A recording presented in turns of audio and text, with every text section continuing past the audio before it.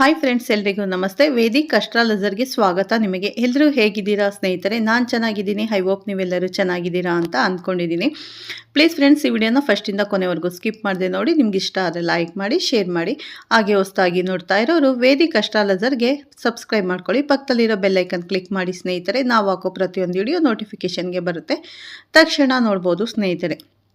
ನಾನಿವಾಗ ತಿಳಿಸ್ಕೊಡ್ತಾ ಇದ್ದೀನಿ ಫೆಬ್ರವರಿ ತಿಂಗಳ ಮಕರ ರಾಶಿ ಭವಿಷ್ಯ ಹೇಗಿದೆ ಅನ್ನೋದನ್ನು ಸಂಪೂರ್ಣ ಮಾಹಿತಿನ ಈ ವಿಡಿಯೋದಲ್ಲಿ ಶೇರ್ ಮಾಡ್ತಾ ಇದ್ದೀನಿ. ಹಾಗಾಗಿ ಈ ವಿಡಿಯೋನ ಎಲ್ಲೂ ಸ್ಕಿಪ್ ಮಾಡಬೇಡಿ, ಫಸ್ಟಿಂದ ಕೊನೆ ತನಕ ನೋಡಿ. ನಿಮಗೆ ಸಂಪೂರ್ಣ ಮಾಹಿತಿ, ಮಕರ ರಾಶಿಯ ಬಗ್ಗೆ ಸಂಪೂರ್ಣ ಮಾಹಿತಿ ಅರ್ಥ ಆಗುತ್ತೆ. ಬನ್ನಿ ಇವಾಗ ಶುರು ಮಾಡೋಣ.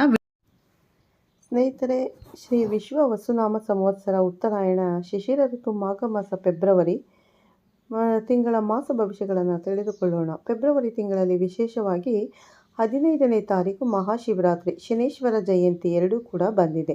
ಈಶ್ವರನ ಆರಾಧನೆ ಮಾಡುವಂಥದ್ದು ಹಾಗೂ ಶನಿ ಮಹಾತ್ಮನ ದರ್ಶನ ಮಾಡುವಂಥದ್ದು ಅಷ್ಟಮ ಶನಿ, ಸಾಡೆ ಸಾತಿ, ಅರ್ಧಾಷ್ಟಮ ಶನಿ ಅಥವಾ ಪಂಚಮ ಶನಿ ಈ ರೀತಿಯಲ್ಲಿ ಬರುವಂತಹ ದೋಷಗಳನ್ನು ಪರಿಹಾರ ಮಾಡಿಕೊಳ್ಳೋದಕ್ಕೆ ಅತ್ಯಂತ ಅವಶ್ಯಕವಾಗಿರುತ್ತೆ. ಇಂತಹ ಪರ್ವಕಾಲಗಳಲ್ಲಿ ದೇವತಾ ಅರ್ಚನೆ, ಈಶ್ವರನ ಅಭಿಷೇಕ ಅಥವಾ ಅರ್ಚನೆ ಇಂತಹ ಸೇವೆಗಳನ್ನು ಮಾಡಿಕೊಂಡರೆ ದೋಷಗಳನ್ನು ಪರಿಹಾರ ಮಾಡಿಕೊಳ್ಳೋದಕ್ಕೆ ಒಂದು ರೀತಿಯಲ್ಲಿ ಸಂಸ್ಕಾರ ಅನ್ನುವಂಥದ್ದು ಒಂದು ಪರಿಹಾರದ ರೂಪದಲ್ಲಿ ಕೆಲಸ ಮಾಡುತ್ತೆ. ಇದನ್ನೆಲ್ಲ ರೂಢಿಸಿಕೊಂಡರೆ ಖಂಡಿತ ಶುಭ ಫಲಗಳನ್ನು ಕಾಣ್ತೀರಾ. ಫೆಬ್ರವರಿ ತಿಂಗಳಲ್ಲಿ ಬದಲಾಗುವಂತಹ ಗ್ರಹಗಳು ಅಂತ ಹೇಳಿದರೆ 3ನೇ ತಾರೀಕು ಬುಧ ಕುಂಭ ರಾಶಿಗೆ ಬರ್ತಾನೆ. ಮತ್ತು 5ನೇ ತಾರೀಕು ಶುಕ್ರನು ಕೂಡ ಕುಂಭ ರಾಶಿಯನ್ನು ಪ್ರವೇಶ ಮಾಡಿದರೆ 13ನೇ ತಾರೀಕು ಸೂರ್ಯನು ಕೂಡ ಕುಂಭ ರಾಶಿಯನ್ನು ಪ್ರವೇಶ ಮಾಡ್ತಾನೆ. 23ನೇ ತಾರೀಕು ಕುಜನು ಕೂಡ ಕುಂಭ ರಾಶಿಗೆ ಬರ್ತಾನೆ. ಸೊ 4 ಗ್ರಹಗಳ ಸಂಚಾರ ಕುಂಭ ರಾಶಿಯಲ್ಲಿ ಆಗ್ತಾ ಇರುತ್ತೆ. ರವಿ, ಬುಧ, ಕುಜ, ಶುಕ್ರ ಮತ್ತು ರಾಹು ಈ ಪಂಚಗ್ರಹ ಯೋಗ ಅನ್ನುವಂಥದ್ದು ಕುಂಭ ರಾಶಿಯಲ್ಲಿ ಉಂಟಾಗುತ್ತೆ. ಈ ಎಲ್ಲ ಗ್ರಹಗಳ ಮೇಲೆ ಗುರು ದೃಷ್ಟಿ ಬೀಳುತ್ತೆ ಅನ್ನುವಂಥದ್ದು ಕೂಡ ಒಂದು ಉತ್ತಮ ಫಲ. ಗುರು ಎಷ್ಟು ಗ್ರಹಗಳನ್ನು ನೋಡ್ತಾನೆ ಆ ಎಲ್ಲ ಗ್ರಹಗಳಿಂದ ಶುಭ ಫಲಗಳನ್ನು ಕೊಡಿಸುವಂತಹ ಪ್ರಯತ್ನ ಗುರು ಮಾಡ್ತಾನೆ. ಸೊ ಗುರುವಿನ ಅನುಗ್ರಹ ತುಂಬ ಅವಶ್ಯಕವಾಗಿರುತ್ತೆ. ಈ ಎಲ್ಲ ಬದಲಾಗುವ ಗ್ರಹಗಳಿಂದ ಫೆಬ್ರವರಿ ತಿಂಗಳಲ್ಲಿ ಮಕರ ರಾಶಿಯವರ ಮಾಸ ಭವಿಷ್ಯ ಹೇಗಿರುತ್ತೆ ಅಂತ ನೋಡೋಣ. ಮಕರ ರಾಶಿಯವರಿಗೆ ಲಗ್ನ ರಾಶಿಯ ಅಧಿಪತಿಯಾದಂತಹ ಶನಿ ಪರಾಕ್ರಮದಲ್ಲಿದ್ದಾನೆ. ಖಂಡಿತ ಶುಭ ಫಲಗಳನ್ನು ಕೊಡುತ್ತಾನೆ ಸ್ನೇಹಿತರೆ. 4-5 ಗ್ರಹಗಳು ದ್ವಿತೀಯ ಕುಟುಂಬ ಸ್ಥಾನದಲ್ಲಿರುವಂಥದ್ದು ಕೂಡ ಶುಭ ಫಲಗಳನ್ನು ಕೊಡುತ್ತೆ.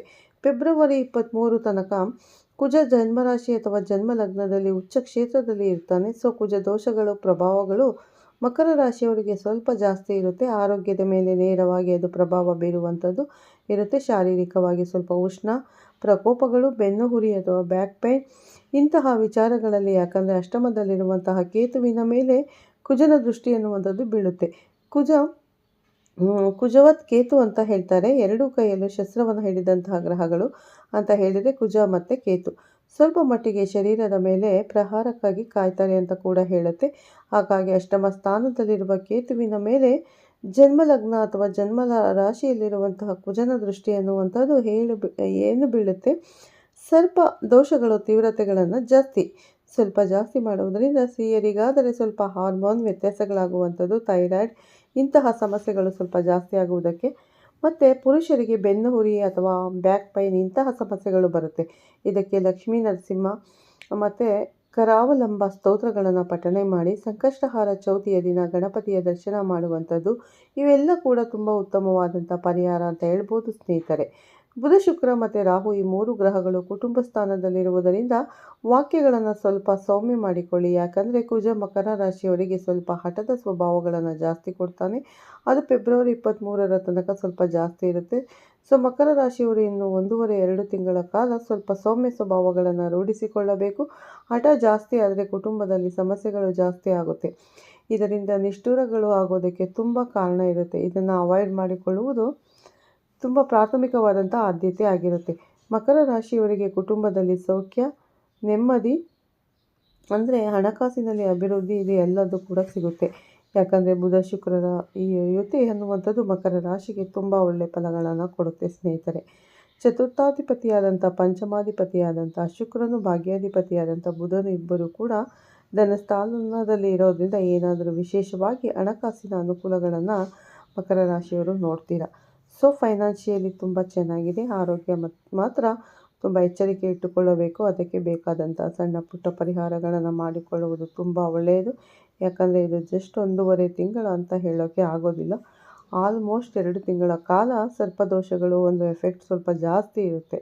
ಇದನ್ನು ಅವಾಯ್ಡ್ ಮಾಡಿಕೊಂಡರೆ ಅಥವಾ ಇದಕ್ಕೆ ಬೇಕಾದಂಥ ಸಣ್ಣ ಪುಟ್ಟ ಪರಿಹಾರಗಳನ್ನು ಮಾಡಿಕೊಂಡರೆ ತುಂಬ ಒಳ್ಳೆಯದಾಗುತ್ತೆ. ಒಡ ಹುಟ್ಟುಗಳ ನಡುವೆ ಸಾಮರಸ್ಯ ಅಥವಾ ಒಬ್ಬರಿಂದ ಒಬ್ಬರಿಗೆ ಅನುಕೂಲ ಖಂಡಿತ ಚೆನ್ನಾಗಿ ಆಗುತ್ತೆ. ಯಾವುದೇ ಸಮಸ್ಯೆಗಳಿಲ್ಲ. ಮತ್ತು ಬ್ಯಾಂಕ್ ಲೋನುಗಳು ಕಟ್ತಾ ಇದ್ದರೆ ಸರಿಯಾದ ಸಮಯಕ್ಕೆ ಖಂಡಿತ ನೀವು ವೆಯ್ಟ್ ಮಾಡ್ತಾಯಿದ್ರೆ ಖಂಡಿತ ಸಿಗುತ್ತೆ. ಮತ್ತು ವಿಳಂಬ ಆಗ್ತಾ ಇದ್ದರೆ ಈಗ ಅದೆಲ್ಲ ಅನುಕೂಲಗಳನ್ನು ಮಾಡಿಕೊಳ್ಳುವಂಥ ಸಮಯ ಆಗಿರುತ್ತೆ. ವಾಹನದ ವಿಚಾರದಲ್ಲಿ ತುಂಬ ಮುನ್ನೆಚ್ಚರಿಕೆಗಳು ಬೇಕು. ಮಕರ ರಾಶಿಯವರಿಗೆ ಆರೋಗ್ಯದ ಬಗ್ಗೆ ಏನಾದರೂ ತೊಂದರೆ ಮಾಡುತ್ತಿದ್ದರೆ ಕುಜ ಜನ್ಮ ರಾಶಿಯಲ್ಲಿ ಇರೋದು ಒಂದೇ ನೆಗೆಟಿವ್ ಅಂತ ಹೇಳುತ್ತೆ. ಉಳಿದಿದ್ದ ಎಲ್ಲದೂ ಕೂಡ ಉತ್ತಮ ಸ್ಥಿತಿಯಲ್ಲಿದೆ. ಮಾತೃವಿನ ಆರೋಗ್ಯ, ವಾಹನ ಚಾಲನೆಯಲ್ಲಿ, ಅದೇ ರೀತಿ ಯಾವುದಾದರೂ ಭೂಮಿಗೆ ಸಂಬಂಧಪಡುವ ವ್ಯವಹಾರಗಳು, ಪ್ರಾಪರ್ಟಿ ಅಥವಾ ಮಕ್ಕಳ ಆರೋಗ್ಯ ಇದನ್ನೆಲ್ಲ ಗಮನಿಸಿಕೊಳ್ಳುವಂಥದ್ದು ಅತ್ಯಂತ ಅವಶ್ಯಕ. ಗುರುಬಲ ಬರೋದಕ್ಕೆ ಇನ್ನು 4-5 ತಿಂಗಳು ತೆಗೆದುಕೊಳ್ಳುತ್ತೆ. ಜೂನ್ 5ರ ನಂತರದಲ್ಲಿ ಮಕರ ರಾಶಿಯವರಿಗೆ ಗುರುಬಲ ಪ್ರಾರಂಭ ಆಗುತ್ತೆ. ಅಲ್ಲಿಯ ತನಕ ಯಾವುದೇ ಒಂದು ಲಾಂಗ್ ಟರ್ಮ್ ಪ್ಲಾನ್ಗಳಿದ್ದರೆ ಸ್ವಲ್ಪ ಅವಾಯ್ಡ್ ಮಾಡಿ. ಈಗ ಅಷ್ಟೇನು ಉತ್ತಮವಾದಂಥ ಸಮಯ ಆಗಿರೋದಿಲ್ಲ ಮಕರ ರಾಶಿಯವರಿಗೆ. ಬಟ್ ಬುಧ ಮತ್ತು ಶುಕ್ರನ ಸಂಚಾರಗಳು ಇನ್ನೊಂದು 1-2-3 ತಿಂಗಳು ತುಂಬ ಉತ್ತಮವಾಗಿರುತ್ತೆ.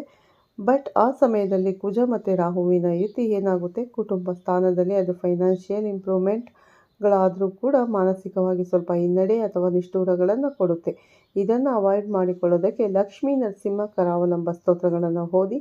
ಇಲ್ಲಿ ಲಕ್ಷ್ಮೀ ನರಸಿಂಹನ ದರ್ಶನ ಮಾಡಿದರೆ ತುಂಬ ಒಳ್ಳೆಯದಾಗುತ್ತೆ ಸ್ನೇಹಿತರೆ. ಮಕ್ಕಳ ವಿದ್ಯಾಭ್ಯಾಸ ಖಂಡಿತ ಅಭಿವೃದ್ಧಿ ಆಗುತ್ತೆ. ಸಂತಾನದ ಅಂಚಿನಲ್ಲಿ ಇರುವಂಥವರಿಗೆ ಯಾವುದೇ ಸಮಸ್ಯೆಗಳಿಲ್ಲ. ಖಂಡಿತ ಶುಭ ಫಲಗಳನ್ನು ಕಾಣ್ತೀರಾ. ಯಾವುದೇ ಶತ್ರು ಬಾಧೆಗಳು ಇಂತಹ ವಿಚಾರಗಳಿಗೆ ಅವಕಾಶ ಇಲ್ಲ. ವಿವಾಹ ಇಂತಹ ಮಂಗಳ ಕಾರ್ಯಗಳಿಗೆ ಒಂದು 4-5 ತಿಂಗಳು ವೆಯ್ಟ್ ಮಾಡಬೇಕು. ಮಕರ ರಾಶಿಯವರು ಜೂನ್ 5ರ ನಂತರ ಉತ್ತಮವಾದಂಥ ಸಮಯ. ಈಗ ಅದು ಅಷ್ಟೇನು ಶುಭ ಸಮಯ ಅಲ್ಲ. ಜೊತೆಯಲ್ಲಿ ದಂಪತಿಗಳ ನಡುವೆ ಸಾಮರಸ್ಯ ಅಥವಾ ಆರೋಗ್ಯ ಇದೆಯಲ್ಲ ಸ್ವಲ್ಪ ಕಿರಿಕಿರಿಗಳನ್ನು ಸೃಷ್ಟಿ ಮಾಡುತ್ತೆ. ಕುಜದೋಷ ಮಕರ ರಾಶಿಯವರಿಗೆ ಇನ್ನೊಂದು 3 ತಿಂಗಳು ಸ್ವಲ್ಪ ನೆಗೆಟಿವ್ಗಳನ್ನೇ ಸೃಷ್ಟಿ ಮಾಡುತ್ತೆ. ಇದು ಒಂದೇ ವಿಚಾರದಲ್ಲಿ ಮಕರ ರಾಶಿಯವರಿಗೆ ಪರಿಹಾರ ಅವಶ್ಯಕತೆ ಇರುವಂಥದ್ದು. ಉಳಿದ ಎಲ್ಲ ವಿಚಾರಗಳಲ್ಲಿ ಅನುಕೂಲಗಳನ್ನು ಕಾಣ್ತೀರಾ. ಅಷ್ಟಮಾಧಿಪತಿ ಸೂರ್ಯ ಧನಸ್ಥಾನದಲ್ಲಿರುವುದರಿಂದ ಫೆಬ್ರವರಿ 13 ಮತ್ತು 23ರ ನಂತರ ಅನವಶ್ಯಕ ಖರ್ಚುಗಳು, ಧನವ್ಯಯ, ಧನಹಾನಿ ಇದೆಲ್ಲದಕ್ಕೂ ಅವಕಾಶ ಇರುತ್ತೆ. ಇದನ್ನು ಅವಾಯ್ಡ್ ಮಾಡಿಕೊಳ್ಳೋದು ಅಥವಾ ಅದರ ಮೇಲೆ ಒಂದು ಹಿಡಿತ ಇಟ್ಕೊಳ್ಳೋದು ತುಂಬ ಅವಶ್ಯಕ. ಭಾಗ್ಯಾಧಿಪತಿ ಬುಧ ದ್ವಿತೀಯದಲ್ಲಿ ಶುಕ್ರನ ಯುತಿಯಲ್ಲಿ ಇರ್ತಾನೆ. ಬುಧ ಮತ್ತು ಶುಕ್ರ ಪರಮ ಮಿತ್ರರಾಗಿ ಕುಟುಂಬ ಮತ್ತು ಧನಸ್ಥಾನದಲ್ಲಿ ಕೂತ್ಕೊಳ್ಳೋದು ಒಂದು ರೀತಿ ಮಕರ ರಾಶಿಯವರಿಗೆ ಬೋನಸ್ ಅಂತ ಹೇಳ್ಬೋದು. ಕುಜ ಒಬ್ಬನೇ ಸ್ವಲ್ಪ ನೆಗೆಟಿವ್ ಕೊಡ್ತಾ ಇರೋದು. ಉಳಿದಿರುವ ಗ್ರಹಗಳ ಚಲನೆ ಮಕರ ರಾಶಿಯವರಿಗೆ ಚೆನ್ನಾಗಿದೆ. ಅಂದರೆ ಇದರ ಎಫೆಕ್ಟ್ ಏನಪ್ಪ ಅಂದರೆ ಫೈನಾನ್ಷಿಯಲ್ ಅನುಕೂಲಗಳನ್ನು ಮಾಡ್ತಾನೆ. ಯಾವುದಾದರೂ ಲೋನ್ಗಳು 5-6 ತಿಂಗಳಿಂದ ವಿಳಂಬ ಆಗ್ತಾ ಇದ್ದರೆ ಈಗ ಅದು ಸಿಗೋದಕ್ಕೆ ತುಂಬ ಅನುಕೂಲವಾಗಿರುತ್ತೆ. ಹಣಕಾಸಿನಲ್ಲಿ ಅಭಿವೃದ್ಧಿಗಳಾಗುತ್ತೆ. ಬಟ್ ಫೆಬ್ರವರಿ 13ರ ನಂತರ ಅದೇ ರೀತಿಯಲ್ಲಿ ಖರ್ಚುಗಳು ಕೂಡ ಜಾಸ್ತಿ ಆಗುತ್ತೆ. ಇದನ್ನು ಅವಾಯ್ಡ್ ಮಾಡಿಕೊಂಡ್ರೆ ತುಂಬ ಒಳ್ಳೆಯದು. ಮತ್ತು ಕರ್ಮ ಉದ್ಯೋಗ ಸ್ಥಾನಾಧಿಪತಿ ಶುಕ್ರ ದ್ವಿತೀಯದಲ್ಲಿದ್ದಾನೆ. ಮಕರ ರಾಶಿಯವರಿಗೆ ಉದ್ಯೋಗಕ್ಕೆ ಇನ್ನೊಂದು 2-3 ತಿಂಗಳು ತುಂಬ ಒಳ್ಳೆಯ ಸಮಯ. ಯಾವುದೇ ಹೊಸ ಉದ್ಯೋಗದ ಪರಿವರ್ತನೆಗಳನ್ನು ಖಂಡಿತ ಮಾಡಬೇಡಿ. ಯಾವ ಉದ್ಯೋಗದಲ್ಲಿ ಇದ್ದೀರಾ ಅದನ್ನೇ ಕಂಟಿನ್ಯೂ ಮಾಡುವಂಥದ್ದು ಅತ್ಯಂತ ಅವಶ್ಯಕ. ಅದರಲ್ಲೇ ಏನಾದರೂ ಸಣ್ಣ ಪ್ರಮಾಣದ ಪ್ರಮೋಷನ್ಗಳನ್ನು ಅಥವಾ ಫೈನಾನ್ಷಿಯಲ್ ಅನುಕೂಲಗಳನ್ನು ಖಂಡಿತ ನೀವು ಎಕ್ಸೈಟ್ ಮಾಡ್ಬೋದು. ಮತ್ತು ಮಕರ ರಾಶಿಯವರು ಯಾವುದೇ ಉದ್ಯೋಗದ ಪರಿವರ್ತನೆಗಳನ್ನು ಮಾಡಬೇಕು ಅನ್ನುವ ನಿರೀಕ್ಷೆ ಇದ್ದರೆ ಜೂನ್ 5ರ ತನಕ ವೆಯ್ಟ್ ಮಾಡಿ. ಅಲ್ಲಿಯ ತನಕ ಯಾವುದೇ ಡಿಸಿಷನ್ಗಳನ್ನು ತೆಗೆದುಕೊಳ್ಳುವಂಥದ್ದು ಸೂಕ್ತ ಅಲ್ಲ. ಏಕದಶ ಲಾಭಸ್ಥಾನಾಧಿಪತಿ ಕುಜ ಜನ್ಮ ರಾಶಿಯಲ್ಲೇ ಇರ್ತಾನೆ. ಲಾಭ ಅನ್ನೋದು ಬರೋದಕ್ಕೆ ತುಂಬ ಅನುಕೂಲಗಳು ಇರುತ್ತೆ. ಆದರೆ ಕುಜ ಫೈನಾನ್ಷಿಯಲ್ ಇಂಪ್ರೂವ್ಮೆಂಟ್ ಕೊಡೋದರ ಜೊತೆಗೆ ಆರೋಗ್ಯದ ಬಗ್ಗೆ ಸ್ವಲ್ಪ ತೊಂದರೆ ಮಾಡ್ತಾನೆ. ಇದಕ್ಕೆ ಲಕ್ಷ್ಮೀ ನರಸಿಂಹನ ಸ್ತೋತ್ರಗಳ ಪಠಣೆ ಮಾಡಿದರೆ ತುಂಬ ಒಳ್ಳೆಯದಾಗುತ್ತೆ.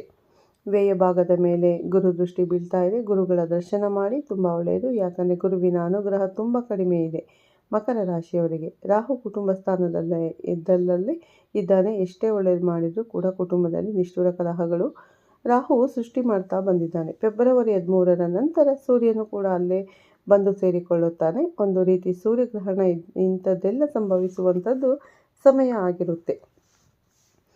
ಹಾಗಾಗಿ ಈ ಒಂದು ಸೂರ್ಯಗ್ರಹಣ ಇಂಥದ್ದೆಲ್ಲ ಸಂಭವಿಸುತ್ತೆ. ಇದು ಮಕರ ರಾಶಿಯವರಿಗೆ ಇದರ ಪ್ರಭಾವಗಳಿಂದ ಹೊರಗೆ ಬರೋದಕ್ಕೆ ಲಕ್ಷ್ಮೀ ನರಸಿಂಹಸ್ವಾಮಿ ಆರಾಧನೆ ಮುಖ್ಯ. ಹಾಗಾಗಿ ಲಕ್ಷ್ಮೀ ನರಸಿಂಹನ ದರ್ಶನ ಮಾಡುವಂಥದ್ದು, ಅಭಿಷೇಕ, ಅರ್ಚನೆ ಇಂತಹ ಸೇವೆಗಳನ್ನು ಇನ್ನೊಂದು 3 ತಿಂಗಳು ಖಂಡಿತವಾಗ್ಲೂ ಮಾಡಿಕೊಳ್ಳಬೇಕಾದಂಥ ಅವಶ್ಯಕತೆ ಇದೆ. ಮಕರ ರಾಶಿಯವರಿಗೆ ಇದೆ. ಎಲ್ಲ ನವಗ್ರಹಗಳು ಕೂಡ ಮಕರ ರಾಶಿಯವರಿಗೆ ಶುಭ ಫಲಗಳನ್ನೇ ಕೊಡಲಿ ಅಂತ ನಾನು ಕೂಡ ಆ ದೇವರಲ್ಲಿ ಪ್ರಾರ್ಥನೆ ಮಾಡ್ತೀನಿ. ಸ್ನೇಹಿತರೆ, ನೋಡಿದ್ರಲ್ಲ, ಜುಲೈಯಲ್ಲಿ ಪಂಚಮಕೂಟ ಅಂತ ಹೇಳ್ತಾರೆ. ಈ 5 ಗ್ರಹಗಳು ಒಟ್ಟಿಗೆ ಸೇರೋದ್ರಿಂದ ಯಾವ ಫಲಗಳು, ಯಾವ ಶುಭ ಫಲಗಳಿವೆ, ಯಾವ ತೊಂದರೆಗಳಿವೆ ಅನ್ನೋ ಸಂಪೂರ್ಣ ಮಾಹಿತಿನ ಈ ವಿಡಿಯೋದಲ್ಲಿ ಶೇರ್ ಮಾಡಿದ್ದೀನಿ. ಸ್ನೇಹಿತರೆ, ಈ ವಿಡಿಯೋನ ಫಸ್ಟಿಂದ ಕೊನೆವರೆಗೂ ಸ್ಕಿಪ್ ಮಾಡದೆ ನೋಡಿ.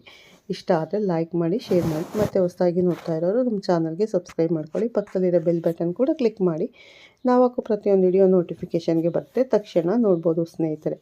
ಓಕೆ ಸ್ನೇಹಿತರೆ, ಮತ್ತೆ ಸಿಗ್ತೀನಿ ಉತ್ತಮ ರಾಶಿ ಭವಿಷ್ಯದೊಂದಿಗೆ. ಅಲ್ಲಿವರೆಗೂ ತಮ್ಮೆಲ್ಲರಿಗೂ ಧನ್ಯವಾದಗಳು. ಎಲ್ಲರಿಗೂ ಆ ದೇವರು ಒಳ್ಳೇದು ಮಾಡಲಿ ಅಂತ ನಾನು ಕೂಡ ಪ್ರಾರ್ಥನೆ ಮಾಡ್ತೀನಿ.